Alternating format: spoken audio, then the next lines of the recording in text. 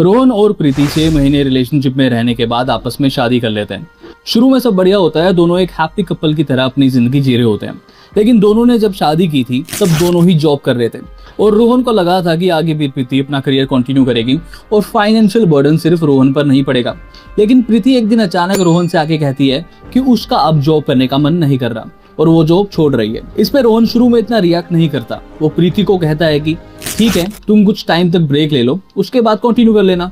लेकिन प्रीति कहती है कि उसे अब जॉब ही नहीं करनी। ये सुनकर रोहन को थोड़ा अजीब लगता है क्योंकि घर के खर्चे इस तरीके से मैनेज किए गए थे जो 2 लोगों की जॉब से ही पूरे हो सकते थे। अब रोहन करता भी क्या, उसने सोचा कि चलो खुद से ही अब चीजें मैनेज करता हूँ। तो शुरुआती दिनों में तो रोहन ने सब चीजें मैनेज कर ली, लेकिन धीरे धीरे प्रीति की डिमांड्स बढ़ती रही। ये डिमांड बहुत ही बेसिक चीजों की होती थी, लेकिन डायरेक्टली एक फाइनेंशियल इम्पैक्ट डाल रही थी रोहन की जिंदगी में। ये डिमांड कुछ इस तरह की थी, जैसे जब प्रीति जॉब करती थी तब वो अपनी स्किन केयर प्रोडक्ट्स पर हर महीने 10 से 12 हजार रुपए खर्च करती थी। अब प्रीति एक्सपेक्ट करने लगी कि ये खर्चा भी अब रोहन की सैलरी से ही मैनेज होगा। प्रीति बाद में खुद को वॉन्डरर बताने लगी, यानी कि ऐसा इंसान जिसे घूमना फिरना पसंद है। अब वो हर महीने रोहन से एक ट्रिप की डिमांड करने लगी। उसने एक लंबी लिस्ट बना ली थी खर्चों की जो रोहन की सैलरी से अब पूरे होने मुश्किल लग रहे थे। थोड़ा टाइम भी था, रोहन को लगा सब ठीक हो जाएगा, लेकिन प्रीति की डिमांड रुकने का नाम ही नहीं ले रही थी। प्रीति हर महीने शॉपिंग, मल्टीप्लेक्स में मूवी, रेस्टोरेंट में खाना, लॉन्ग ड्राइव पे जाना, ऐसी चीजों की डिमांड करने लगी। रोहन को अब समझ में आ गया था कि अगर ये सब चीजें ऐसे ही चलती रही तो उसके पास आगे प्रीति को मना करने के अलावा और कोई ऑप्शन नहीं बचेगा। उसने ऐसा ही किया। इतने बढ़ते खर्चों को देख के एक दिन उसने प्रीति को बोल दिया कि हमें एक्स्ट्रा के खर्चे करना बंद करना पड़ेगा, ये मेरी सैलरी से मैनेज नहीं हो पा रहे हैं। ये सुनकर प्रीति थोड़ा ट्रिगर हो गई और उल्टा रोहन को ही ब्लेम करने लगी कि तुम्हारी ही सैलरी कम है, तुम अगर ज्यादा पैसे कमाते तो ये प्रॉब्लम्स आती ही नहीं। और धीरे धीरे दोनों के बीच एक टेंशन क्रिएट हो गई। ये सब छोटी मोटी नोकझोंक कब जाके लड़ाई में बदल गई पता ही नहीं चला। इसके बाद एक दिन प्रीति ने रोहन से डाइवोर्स लेने का फैसला कर लिया। ये कहानी दोस्तों सिर्फ प्रीति और रोहन की नहीं है, लेकिन इंडिया में लाखों कपल कुछ इसी तरह की जिंदगी जी रहे हैं। सच बोलूं तो जो लोग किसी इंसान को सिर्फ उसके बैंक बैलेंस से जज करते हैं वो रिलेशनशिप नहीं बल्कि एक इन्वेस्टमेंट ढूंढ रहे होते हैं। कुछ लड़कियां ऐसी होती हैं जो प्यार, कंपैटिबिलिटी या कैरेक्टर से ज्यादा पैकेज, कार, फॉरेन ट्रिप्स और लग्जरी लाइफस्टाइल को इंपॉर्टेंस देती है। जब रिलेशनशिप का मेन क्राइटेरिया कितना कमाता है बन जाए तो वो इमोशनल कनेक्शन कम और फाइनेंशियल कैलकुलेशन ज्यादा लगने लगता है। ऐसे केस में लड़का धीरे धीरे पार्टनर से ज्यादा चलने फिरने और बोलने वाला एटीएम बन जाता है। हर बात का एंड शॉपिंग, एक्सपेंसिव गिफ्ट्स या फाइनेंशियल एक्सपेक्टेशन पर होता है। अगर सैलरी बढ़ रही है तो रिस्पेक्ट भी बढ़ रही है, लड़की भी आपको प्यार कर रही है, और अगर जॉब चली गई तो इंटरेस्ट भी खत्म और लड़की भी। सबसे आयरॉनिक बात यह है कि लोग बोलते हैं कि पैसे से फर्क नहीं पड़ता, लेकिन रिश्ता चूज करते वक्त सबसे पहला सवाल होता है कि पैकेज कितना है। अगर किसी की पूरी वैल्यू उसकी सीटीसी से डिसाइड हो रही है तो पर्सनैलिटी, ऑनेस्टी और लॉयल्टी की तो कुछ इंपॉर्टेंस है ही नहीं सर। अब कुछ लोग कहेंगे कि अरे ऐसा है तो पैसा कमाओ ना, तो उनके लिए मेरा रिप्लाई ये है कि इंसान पैसे तो कमा रहा है, लेकिन जितने वो कमा रहा है उससे उस लड़की के शौक पूरे नहीं हो रहे। अब उस लड़की को ये बात पहले भी तो पता होगी। अगर हम प्रैक्टिकली बात करें तो हमें सामने वाले इंसान के बारे में बेसिक चीजें पता लग जाती है जब आप उनके साथ रहते हैं। तो अब जब पता है कि लड़का जॉब कर रहा है तो काफी ऑब्वियस है उसकी कमाई एक लिमिटेड तरह की होगी, उसके पास पैसों का कोई टेढ़ तो नहीं होगा। लेकिन लड़कियां इनिशियल लेवल पे ये चीजें डिस्क्लोज नहीं करती, वो ये सब बातें एक टाइम के बाद आपके सामने लेके आती हैं। और अब आप सोच रहे होंगे कि अगर ऐसा है तो लड़कियां शुरू में ही एक अमीर लड़का क्यों नहीं पटा लेती।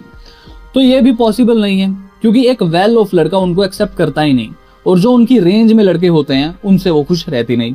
इस तरह का अप्रोच अनहेल्दी एक्सपेक्टेशन क्रिएट करता है। लड़के पर कांस्टेंट प्रेशर रहता है कि बस और कमाओ और प्रोवाइड करो, वरना तुम इनफ नहीं हो। रिलेशनशिप सपोर्ट सिस्टम बनने के बजाय परफॉर्मेंस रिव्यू जैसा लगने लगता है। और अगर कोई सिर्फ गिफ्ट्स, वेकेशन और लग्जरी के लिए साथ है तो अफेक्शन भी ट्रांजैक्शनल लग सकता है। उस दिन कमिटमेंट भी कम हो जाएगा। ऐसे इंसान को जिस दिन कोई ऐसा इंसान मिला जो आपसे बेहतर लाइफस्टाइल दे सकता है तो लॉयल्टी और कमिटमेंट जैसी चीजें कहीं पीछे रह जाती हैं। तो सवाल उठता है कि रिश्ता इंसान से था या उसके वॉलेट से।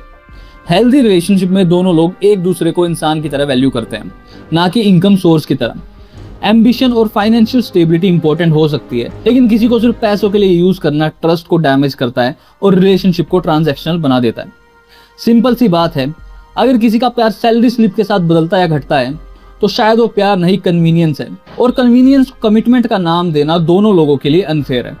आज बहुत से इंडियन हस्बैंड्स के बीच एक कॉमन फीलिंग देखने को मिलती है कि धीरे धीरे उनकी वैल्यू एक लाइफ पार्टनर से ज्यादा एक फाइनेंशियल प्रोवाइडर तक सिमट गई है। जैसे उनका सबसे बड़ा काम प्यार, रिस्पेक्ट या कंपेनियनशिप नहीं, बल्कि हर महीने पैसे कमाना और बिल्स भरना हो। ये परसेप्शन हवा में पैदा नहीं हुआ।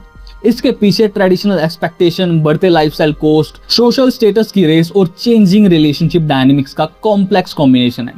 कई लोग मानते हैं कि शादी एक इमोशनल पार्टनरशिप होनी चाहिए, लेकिन कई सिचुएशन में वो फाइनेंशियल अरेंजमेंट जैसी लगने लगती है, जहां इंसान की वैल्यू उसकी सैलरी से मेजर की जाती है। लेकिन इस डिस्कशन को सिर्फ एक जेंडर के खिलाफ ब्लेम गेम बना देना भी गलत होगा। रियलिटी काफी लेयर्ड है। बहुत से घरों में हस्बैंड्स और वाइफ दोनों ही फाइनेंशियल प्रेशर, फैमिली एक्सपेक्टेशन और सोशल कंपैरिजन का बोझ उठाते हैं। प्रॉब्लम तब शुरू होती है जब किसी भी पार्टनर की पहचान सिर्फ उसकी अर्निंग कैपेसिटी तक सिमट जाए। एक हेल्दी मैरिज तब बनती है जब दोनों लोग एक दूसरे को इंसान की तरह देखें। एक ऐसा रिलेशनशिप जहां रिस्पेक्ट, ट्रस्ट और शेयर्ड रिस्पॉन्सिबिलिटीज पैसे से ऊपर हो। और शायद सबसे बड़ा सवाल यही है, अगर किसी इंसान की वैल्यू सिर्फ उसके बैंक बैलेंस से तय हो रही है, तो क्या वो रिश्ता सच में पार्टनरशिप है या सिर्फ एक ट्रांजैक्शन? अब दोस्तों मैं कुछ पॉइंट्स की बात करना चाहूंगा। सबसे पहली बात समझिए, ट्रेडिशनल जेंडर रोल्स का ट्रैप। हमारे सोसाइटी में बचपन से लड़कों को एक ही मैसेज दिया जाता है, तुम्हारी असली वैल्यू तब है जब तुम कमाओ। चाहे उनका कैरेक्टर कैसा भी हो, उनकी काइंडनेस कैसी भी हो, या वो कितने रिस्पॉन्सिबल इंसान क्यों ना हो, आखिर में उनकी वर्थ अक्सर उनकी सैलरी से मेजर की जाती है। और यहीं से प्रॉब्लम शुरू होती है।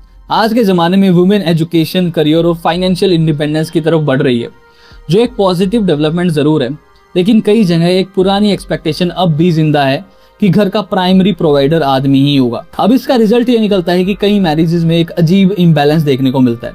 जब घर खरीदना हो, EMI भरनी हो, इन्वेस्टमेंट करनी हो या फैमिली की बड़ी फाइनेंशियल रिस्पॉन्सिबिलिटी उठानी हो, तो डिफॉल्ट एक्सपेक्टेशन हस्बैंड पर आ जाती है। धीरे धीरे उसकी आइडेंटिटी एक पार्टनर से ज्यादा एक प्रोवाइडर की बनने लगती है। और जब किसी इंसान की वैल्यू उसकी पर्सनैलिटी, इमोशंस और कमिटमेंट की जगह सिर्फ उसके बैंक बैलेंस से जज होने लगे, तो नेचुरली उसे लग सकता है कि लोग उसे सिर्फ एक लाइफ पार्टनर नहीं बल्कि एक ATM मशीन की तरह देख रहे हैं। लेकिन इस बात का दूसरा पहलू भी समझना जरूरी है। हर मैरिज ऐसी नहीं होती और बहुत सी वुमेन भी घर चलाने, बिल शेयर करने और इक्वल पार्टनरशिप निभाने में पूरा योगदान देती हैं।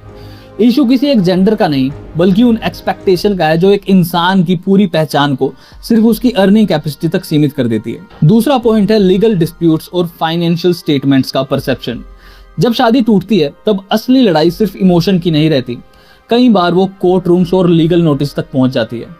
और यहीं से बहुत से लोगों के बीच ये फीलिंग पैदा होती है कि सिस्टम उन्हें सिर्फ पैसे देने वाली मशीन के रूप में देख रहा है। इंडिया में मेंटेनेंस और एलिमनी जैसे कानून इसलिए बनाए गए थे ताकि फाइनेंशियली डिपेंडेंट स्पाउसेस, ज्यादातर महिलाओं को प्रोटेक्शन मिल सके और उन्हें बिना सहारे ना छोड़ा जाए। ये लॉज कई लोगों के लिए आज भी बहुत जरूरी हैं, लेकिन क्रिटिसिज्म तब उठता है जब कुछ लोग मानते हैं कि कुछ केसेस में इन प्रोविजंस का मिसयूज भी होता है। कभी कभी एलिगेशन लगते हैं कि डाइवोर्स नेगोशिएशन में लीगल प्रेशर का इस्तेमाल करके बहुत बड़े फाइनेंशियल सेटलमेंट्स मांगे जाते हैं। तीसरा रीजन है hyper consumerism and lifestyle inflation. आज के टाइम में शादी सिर्फ दो लोगों का रिश्ता नहीं रह गई है, कई बार वो एक सोशल परफॉर्मेंस बन गई है। प्रेशर सिर्फ एक ग्रैंड वेडिंग तक सीमित नहीं रहता, उसके बाद भी एक्सपेक्टेशन खत्म नहीं होती। Luxury vacation, designer shopping, premium cars, aesthetic homes, expensive restaurants और हर फेस्टिवल या एनिवर्सरी को सोशल मीडिया वर्दी बनाना। सोशल मीडिया पर लोग सिर्फ हाइलाइट्स दिखाते हैं, स्ट्रगल नहीं। लेकिन बहुत से कपल अनजाने में उन हाइलाइट्स को अपनी रियल लाइफ का बेंचमार्क बना लेते हैं। फिर रिलेशनशिप का फोकस इमोशनल कनेक्शन से हटकर लाइफस्टाइल मेंटेनेंस पे शिफ्ट होने लगता है। सबसे डेंजरस सिचुएशन तब बनती है जब किसी इंसान की रिस्पेक्ट या इंपॉर्टेंस उसके खर्च करने की कैपेसिटी से जोड़े जाने लगे। अगर एक्सपेंसिव गिफ्ट्स ना मिले, फॉरेन ट्रिप्स पोस्टपोन हो जाएं या लग्जरी लाइफस्टाइल मेंटेन ना हो पाए, तो उसे फेलियर की तरह ट्रीट किया जाता है। ये एक अनहेल्दी डायनामिक है। लेकिन ये याद रखना भी जरूरी है कि हर रिलेशनशिप ऐसा नहीं होता। बहुत से कपल्स मिलकर बजट बनाते हैं, फाइनेंशियल गोल शेयर करते हैं और अपने इनकम के हिसाब से डिसीजन लेते हैं। असली प्रॉब्लम पैसा नहीं है, प्रॉब्लम तब है जब प्यार की जगह प्राइस टैग ले लेता है, एप्रिशिएशन की जगह एक्सपेक्टेशन आ जाती है और पार्टनर की वैल्यू उसके कैरेक्टर से नहीं बल्कि उसके वॉलेट से मापी जाने लगती है। जिस दिन रिलेशनशिप की सक्सेस का मेजर म्यूचुअल रिस्पेक्ट की जगह लग्जरी लाइफस्टाइल बन जाए, उस दिन शादी पार्टनरशिप कम और फाइनेंशियल ट्रांजैक्शन ज्यादा लगने लगती है। So this is it for this video guys. मैं मिलता हूं आपसे अपनी अगली वीडियो में ऐसे ही किसी इंटरेस्टिंग टॉपिक के साथ जो आपको स्मार्ट बनाए, जो आपके लिए जरूरी हो। तब तक के लिए good morning, good night, good afternoon, whatever suits the best. Bye bye.